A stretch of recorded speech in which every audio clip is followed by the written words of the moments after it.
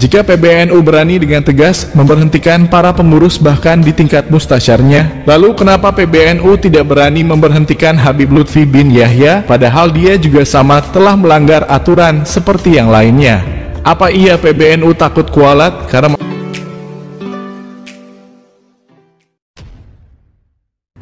Assalamualaikum warahmatullahi wabarakatuh. Jumpa lagi dengan saya di channel Gagasan Progresif 9, sahabat sebangsa dan setanah dimana saja Anda berada. Kali ini kita akan mengulas satu video yang ini cukup menghebohkan kita semua. Bagaimana sikap dari pengurus besar Nahdlatul Ulama yang kemudian mencopot Haji Nusron Wahid dari posisi sebagai Ketua PBNU karena menjadi salah satu tim ses ya pasangan calon presiden. Memang sejak terpilihnya Gus Yahya sebagai Ketua Umum PBNU, dia telah ya menyampaikan kepada jamaah NU bahwa dia akan memimpin NU ini dan tidak akan masuk tarik menarik dalam politik praktis. Dan apakah bentuk implementasi daripada komitmen untuk kemudian menjadikan NU ini tidak masuk dalam wilayah politik praktis ya, lalu dengan memberhentikan sejumlah pengurus yang menjadi tim sukses ya, ataupun menjadi pengurus-pengurus penting di partai politik. Salah satunya adalah Haji Nusron Wahid. Tetapi bagaimana dengan salah satu tim ses juga, yakni Habib Lutfi bin Yahya yang juga masuk dalam tim ses Prabowo Gibran? Sebagaimana kita tahu bahwa Habib Lutfi ini memimpin salah satu organisasi yang dinaungi oleh Nahdlatul Ulama, yakni ya Jatman ya. Dan ini adalah sesuatu yang menurut kita harus ya disikapi oleh PBNU. Nah, seperti apa situasi dan kondisinya? Mari kita simak ulasan dalam video ini.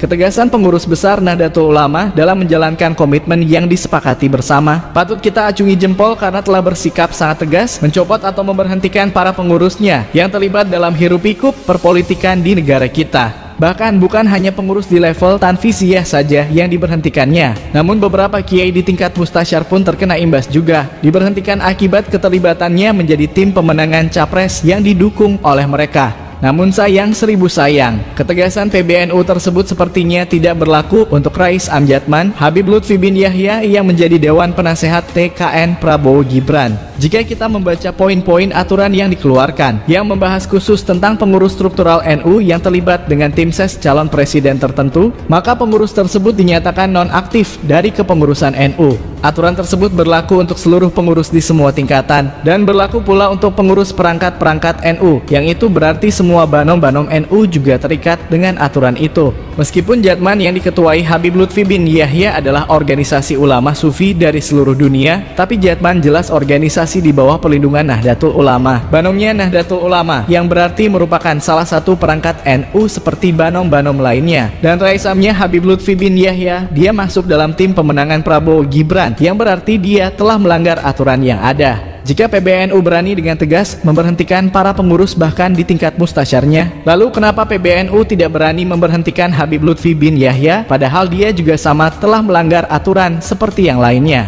Apa iya PBNU takut kualat karena masih berhusnuzon bahwa ia adalah zuriyah Rasulillah, atau takut kualat karena dia dianggap ulama besar, walinya Allah Ta'ala? Padahal jika kita melihat kenyataan yang ada, Jatman di bawah kepemimpinan Lutfi bin Yahya menjadi organisasi sufi yang sangat tidak nampak kesufiannya, seolah terseret arus politik karena pimpinannya condong kepada salah satu kelompok yang sedang berebut kekuasaan di negara kita.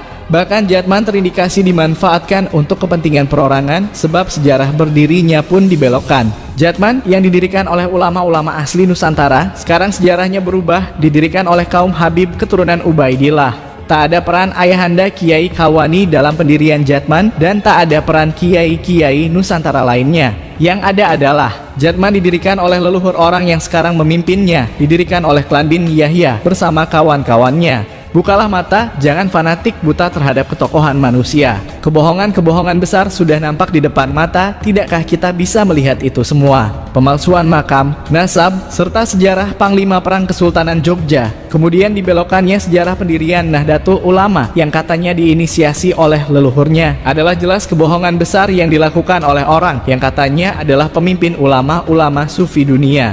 Karena itulah Jatman harus diselamatkan. Jika PBNU tegas memberhentikan para kiai dari jabatannya di Nahdlatul Ulama karena dianggap melanggar aturan yang ada, maka seharusnya PBNU juga memperlakukan sama terhadap Habib Lutfi bin Yahya. Berani bersikap tegas kepada saudara sesama pribuminya, tapi sangat lemah ketika menghadapi kaum yang leluhurnya dibawa ke Nusantara oleh penjajah Belanda.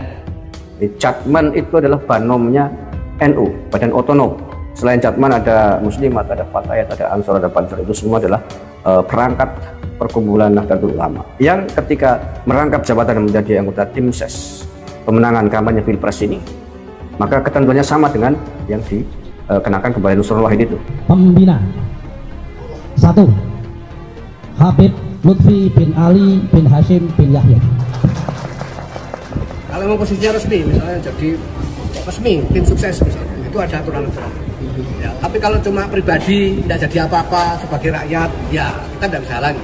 Katanya kan kalau itu resmi dan memang masuk dalam kategori yang ada di dalam aturan yang kita punya, ya kita akan lakukan penerapan aturan itu sebagai. Maka kalau dasar pemberhentiannya karena rangkap jabatan di tim ses politik praktis ini, maka seharusnya Rais Am Jatman, Habib Lutfi bin Yahya Pekalongan juga harus diberhentikan dari Rais Am Jatman karena terkena aturan yang sama. Akankah PBNU berani memberhentikan Rais Am Jatman? Kalau dasarnya adalah peraturan undang-undang yang telah disepakati bersama, ya harus berani. Dan pilih kasih dong.